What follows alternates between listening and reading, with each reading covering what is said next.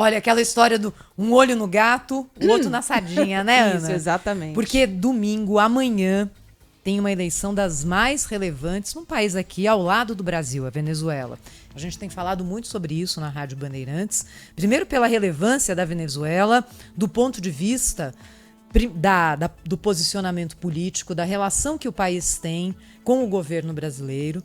O fato de que a Venezuela é o país que tem as maiores reservas de petróleo do mundo. Então, por isso também há uma relevância muito grande no que vai acontecer amanhã.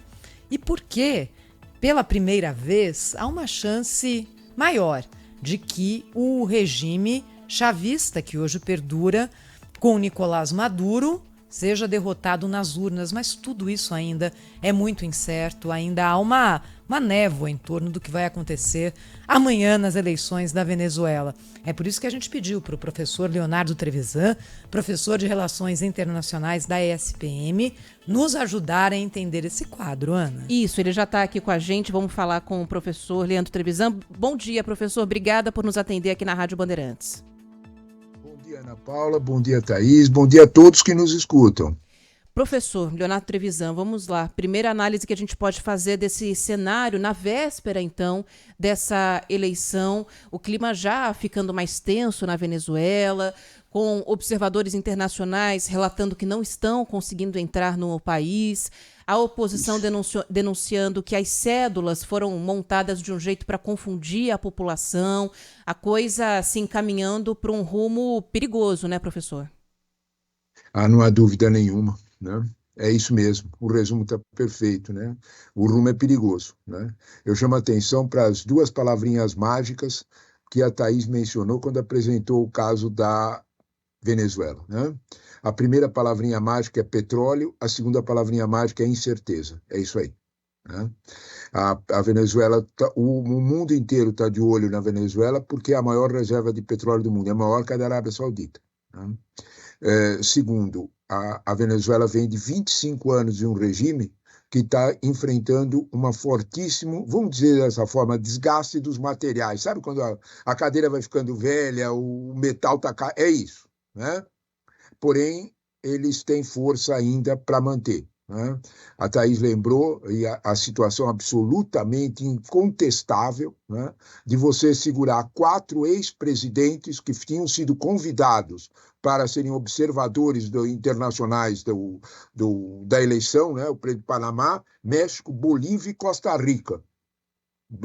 Pessoas absolutamente reconhecidas internacionalmente, Quiroga, Vicente Fox. O voo da Copper Lines não pôde levantar voo da cidade do Panamá porque a Venezuela avisou a Copper Lines que tinha fechado o espaço aéreo para eles. É um negócio absurdo. O voo só levantou horas depois quando os 4 saíram do avião. Não há dúvida nenhuma que, né,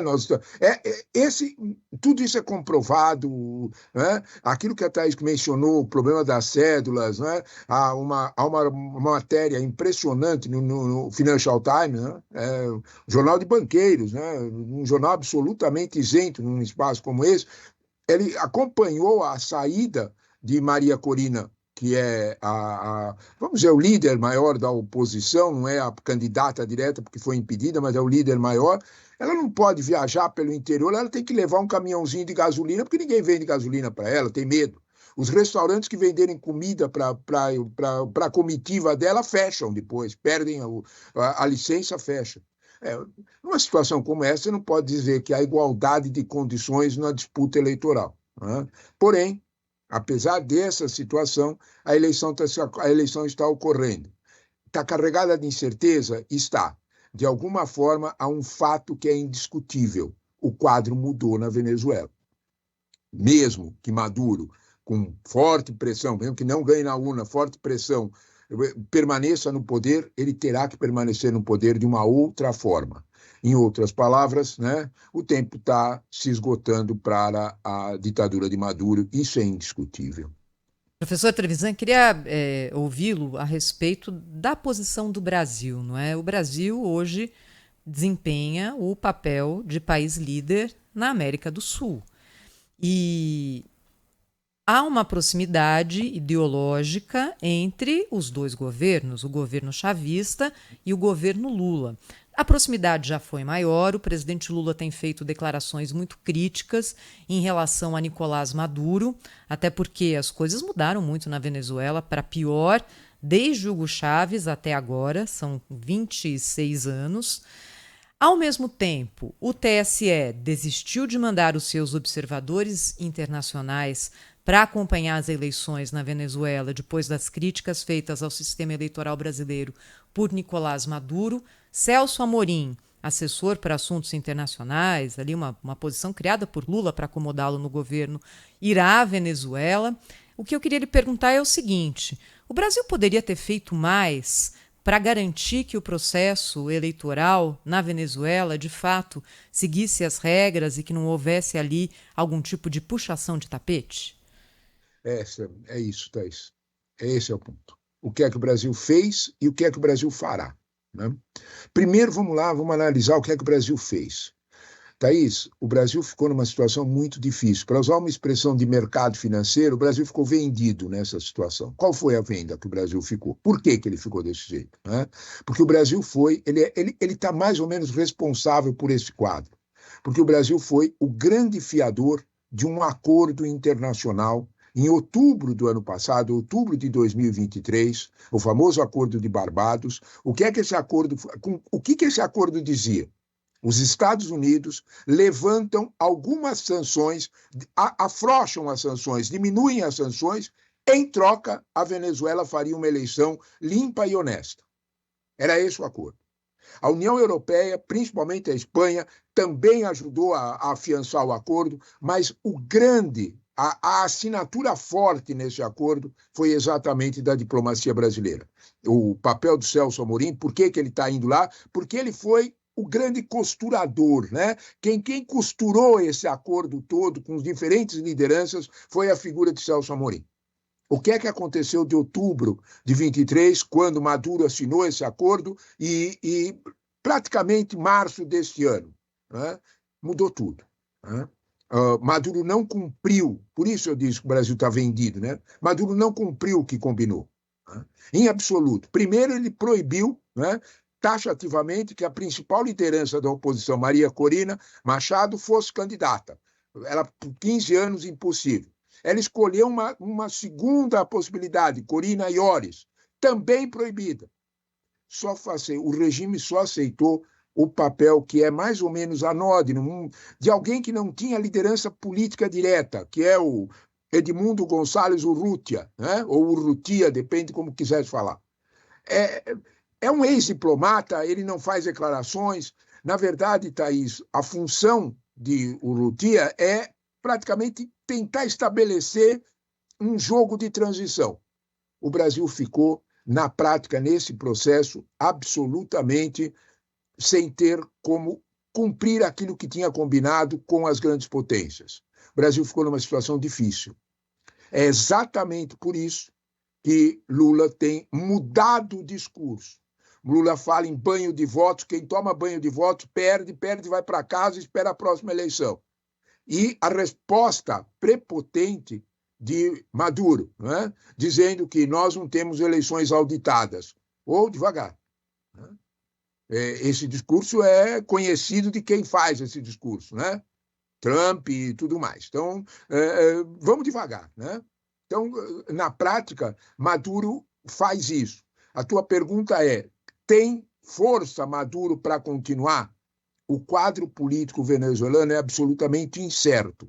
Não há possibilidade de você dizer que as pesquisas efetivamente, que dizem 60% dos votos para Gonçalves, para o candidato à oposição, e apenas 30% para Maduro. Essas pesquisas podem não significar nada, né? É preciso ver o que vai acontecer realmente no dia da eleição. Ameaças sobram de todos os tipos. Na prática, o Brasil ficou numa situação tão difícil que nem mesmo o conselheiro especial, observe sua frase, Celso Amorim irá.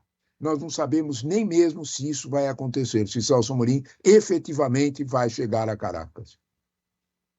Bom, vamos ver, né, como que essa história vai se desenrolar. Há expectativa, né, de um encontro de Celso Amorim com líderes venezuelanos para acompanhar essa votação e também orientar, né, reforçar a posição do Brasil a favor da democracia e da importância de uma eleição limpa, transparente, até para que a Venezuela consiga, né, melhorar de condição, se livrar de embargos que foram impostos por outros países, né, pelos Estados Unidos principalmente. Agora, supondo, professor, que isso não aconteça, que é uma chance real muito grande, e amanhã a gente tenha um dia complicado e a gente tenha a reeleição, honesto ou não, de Nicolás Maduro, a posição do Brasil se agrava de que maneira?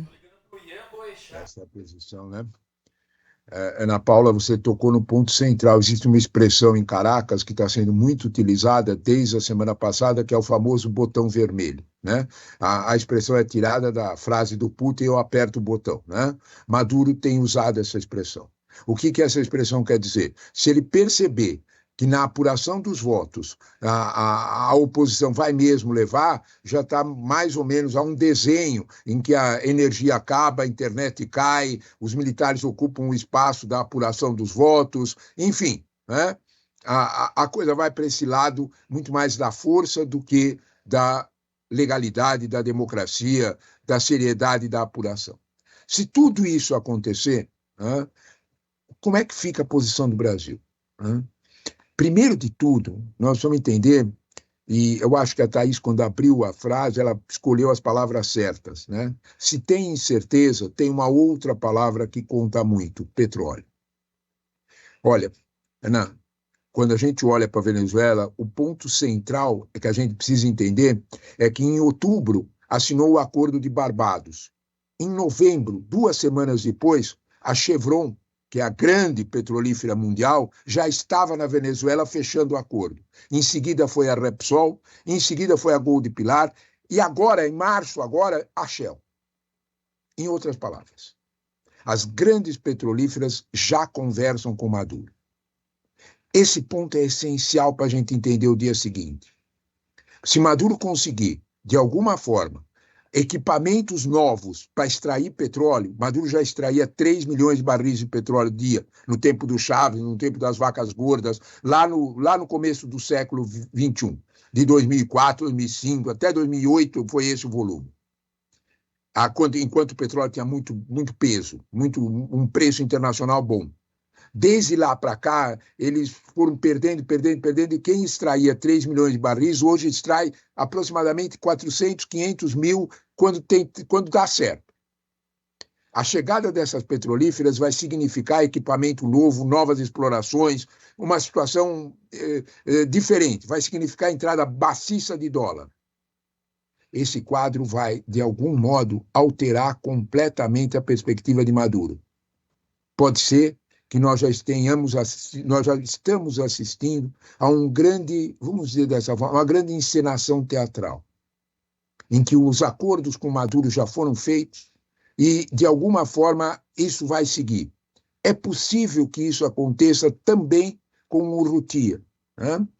Que ele ganhe a eleição, seja empossado e faça uma transição com absoluta anistia e preservando praticamente o poder dos militares nos postos chaves da economia venezuelana, como tem agora. Observa quanta incerteza. Uhum. O Brasil, nessa história toda, eu acho que o Brasil foi um pouco apressado. A diplomacia brasileira confiou demais no peso da nossa importância e do convencimento sobre a Venezuela. Talvez a gente precise observar que os militares brasileiros mudaram completamente a perspectiva sobre a Venezuela, e eu explico quando é que muda. Quando eles percebem e concentram uma grande quantidade de blindados em Maracaibo, porque eles sabem perfeitamente que o passo seguinte desse processo pode ser um confronto militar com a Guiana, usando o território brasileiro. Quando a gente olha para esse quadro, talvez a gente comece a perceber que a diplomacia um pouco foi apressada e que os militares ficaram com a tarefa de proteger a fronteira brasileira. Isso me parece essencial para a gente entender a tensão da área e o quanto o Brasil, de algum modo, ficou, para usar a expressão do mercado, vendido nessa situação. Pois é. Professor Leonardo Trevisan, já fica o convite aqui, professor, para o ouvinte da Rádio Bandeirantes, amanhã, domingo, 11h30 da noite, acompanhar o Canal Livre na Rádio Bandeirantes, na tela da Band. Professor Leonardo Trevisan estará ao vivo, junto com o diplomata Rubens Barbosa, Rodolfo Schneider, Fernando Mitre, o cientista político Fernando Schiller, porque amanhã à noite a gente já vai ter um quadro um pouco mais claro do caminho que seguirá a Venezuela a partir de agora. Obrigada, viu, professor? Acompanharemos o senhor amanhã à noite também. Thaís, Ana Paula, obrigado a vocês pelo gentil convite. Bom dia a todos. Obrigada, professor. E olha, a gente falou aqui com o professor Leonardo Trevisan, a gente fez aqui uma análise, né, da situação da Venezuela, de como o mundo está vendo e preocupado com essa eleição. Agora a gente vai para lá.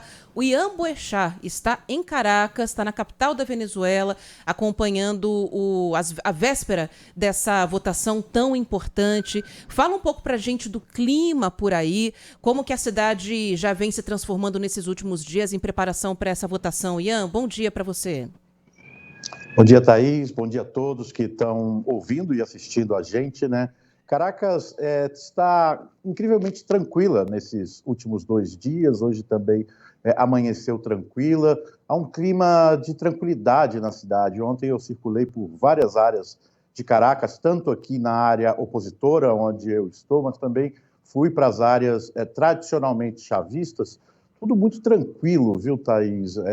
Essa tensão toda que a gente percebe, inclusive falando com as pessoas, ela não se reflete tanto nas ruas.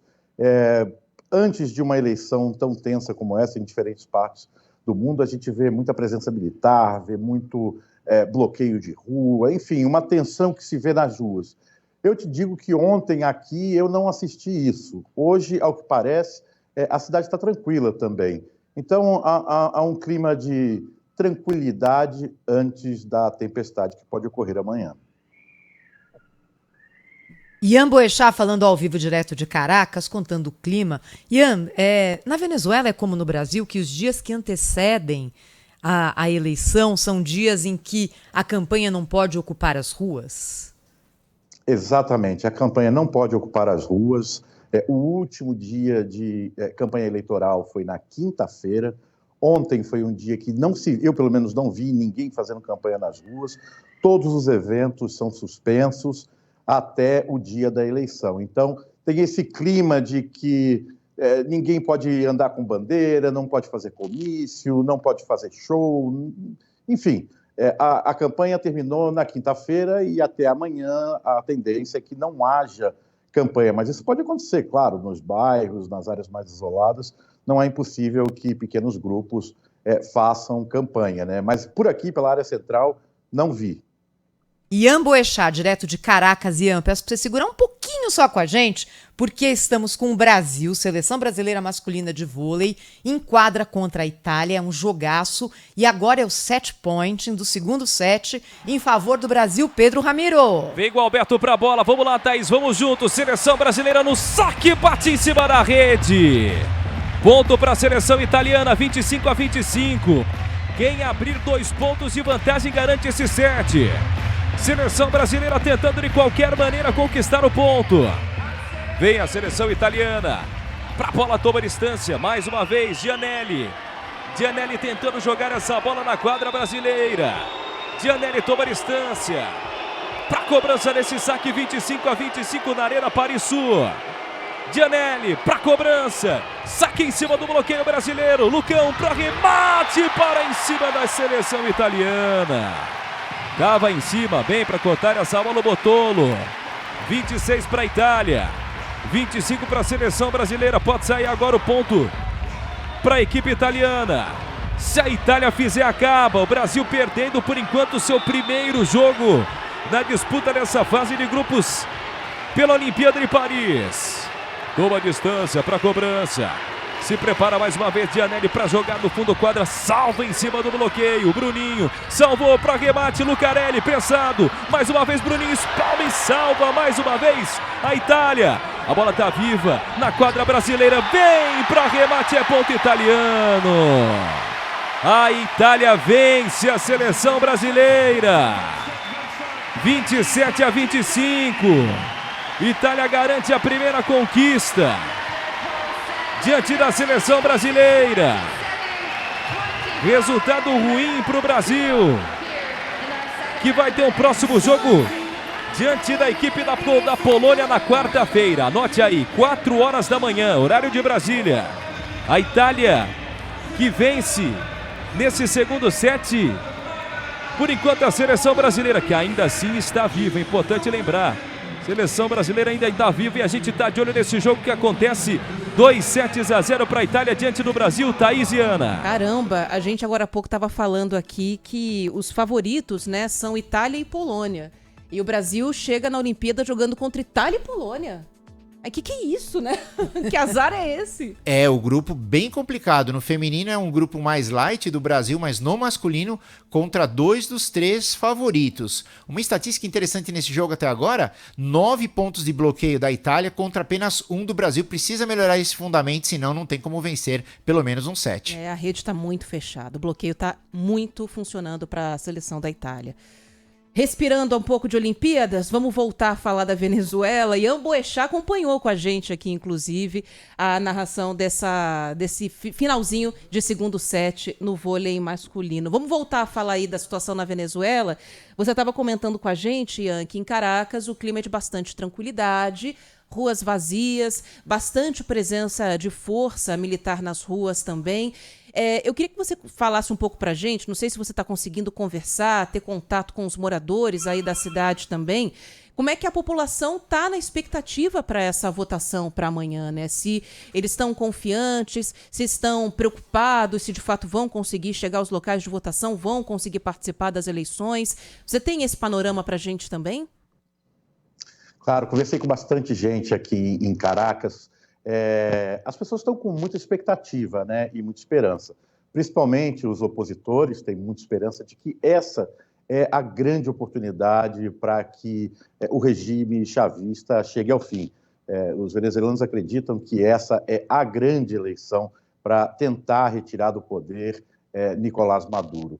Do outro lado, entre os chavistas, eu estive ontem, por exemplo, em um dos principais bairros chavistas aqui de Caracas, o bairro onde está enterrado o Hugo Chávez, 23 de Janeiro, um coração chavista, e eu percebi que está muito dividido lá, sabe? Você encontra várias pessoas que dizem que vão querer uma mudança nessas eleições, que estão cansados dessa crise que não se acaba, das famílias divididas. São quase 8 milhões de venezuelanos que deixaram o país nessa última década. Mas há também apoiadores muito fiéis ao chavismo nessas regiões, gente que diz que vai votar em Maduro, que a oposição representa apenas a elite americana, que a oposição representa a elite venezuelana, que estão a serviço dos americanos.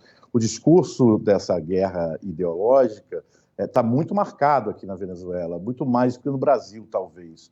Então, as pessoas estão com esperança e há uma crença, interessante como há uma crença muito forte no sistema eleitoral venezuelano. As pessoas até acreditam que pode haver dificuldades para chegar às áreas de votação, como você disse, que o governo pode criar dificuldades na hora de registrar os eleitores, mas as pessoas acreditam no sistema, acreditam que se elas conseguirem votar, aqueles votos serão contados. Então, há uma esperança de que essas eleições sejam limpas no sentido de que os votos depositados serão os votos computados. Mas é óbvio que o governo tem a máquina na mão e pode criar uma série de empecilhos para que as pessoas votem. A gente viu isso no Brasil, no caso da Polícia Rodoviária Federal do Nordeste, durante as últimas eleições presidenciais. Então, existem muitos mecanismos para o governo tentar impedir que os eleitores de oposição cheguem às urnas. Também. E eu perguntei isso da população, Ian e Thaís, porque essa crença da população e essa vontade de votar é fundamental, porque o voto na Venezuela, vale a gente lembrar, não é obrigatório, né? Então, se a população ficar acuada, ficar com medo, desmotivada, perder a crença no sistema eleitoral, né? Vou votar para quê? Qual utilidade, se a gente já sabe o que vai acontecer? Se rolar esse sentimento, aí pode ser muito prejudicial para o processo democrático do país, né? Pois é, aliás, Ian, nas últimas votações na Venezuela, como foi essa questão de comparecimento, já que o voto não é obrigatório? Olha, houve comparecimento razoável e mesmo os analistas mais críticos ao governo dizem que as últimas eleições todas foram limpas, entre aspas, no sentido de que o que se votou se computou. Mas, por exemplo, na última eleição presidencial, a oposição desistiu de concorrer, desistiu de participar, se retirou tentando fazer uma pressão para fazer uma denúncia de que a corrida não era justa e praticamente não teve voto. É um erro que a oposição reconhece agora, nesse momento, que jamais deveria ter se retirado das eleições, como se retirou da última vez. A expectativa agora é isso, sabe? E tem uma dúvida também, Thaís, que é o seguinte, quantos eleitores tem na Venezuela hoje? Ninguém sabe direito, porque os dados censitários que estão disponíveis hoje sobre Venezuela são de 2011. É uma outra Venezuela completamente diferente dessa de agora. Ontem mesmo eu estava conversando com o Luiz Vicente Leon, que talvez seja um dos maiores especialistas em pesquisas aqui da Venezuela, e ele me dizia que todas as pesquisas que estão saindo agora provavelmente estão erradas, porque os modelos estatísticos estão baseados nesses dados censitários de 2011. Então ele me dava um exemplo, Zulia, que é um estado tradicionalmente antichavista, em 2011, tinha 18% do eleitorado aqui da Venezuela. Hoje, ele não faz ideia de qual é o percentual de eleitorado que tem em Zulia, porque tanta gente saiu, mas ainda assim ele precisa aplicar esses dados, essa proporção, aos modelos estatísticos que ele está fazendo quando sai para fazer as perguntas. Então, esse analista dizia que é difícil saber exatamente o tamanho do apoio da oposição nesse momento, porque esses dados provavelmente estão muito defasados.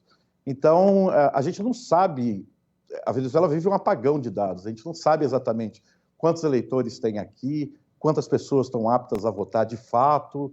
É um grande mistério que talvez no domingo, amanhã, né, no domingo ou na segunda, ele se revele. E, de novo, por que é importante o Ian estar falando isso? Porque a eleição na Venezuela é diferente aqui do Brasil, em que a gente precisa ter ou maioria absoluta para matar a eleição em primeiro turno, se não segundo turno. Na Venezuela é um turno só e vence quem tem a maioria dos votos, independente se foi uma eleição muito apertada ou não. Quem conseguir mais votos leva em primeiro turno.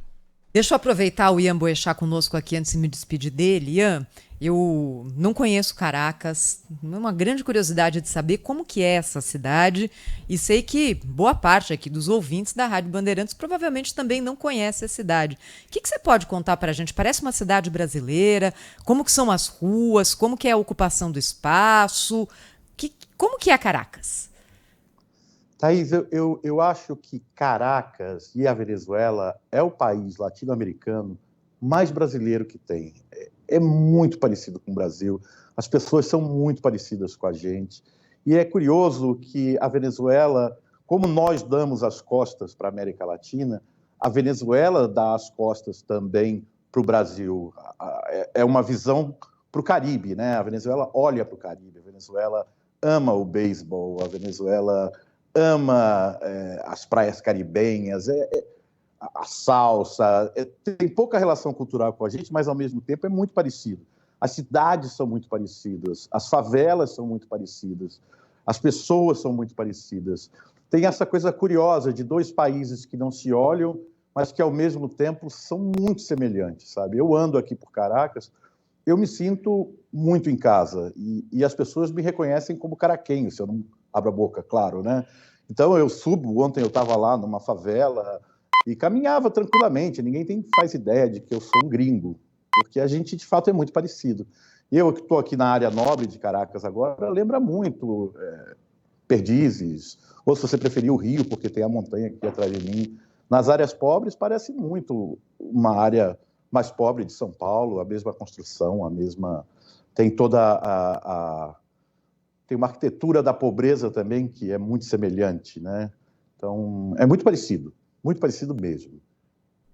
Ian Boechat, enviado especial do Grupo Bandeirantes a Caracas para acompanhar a eleição na Venezuela. Obrigada, Ian, mais uma vez. Sempre muito bom conversar com você. Eu acho que você acrescenta aqui elementos de visão para o nosso ouvinte muito relevantes e a gente conta com você nesse período todo. Bom trabalho para você. Boa cobertura amanhã. Muito obrigado e bom dia a todo mundo aí no Brasil. Valeu, Obrigada. Obrigada.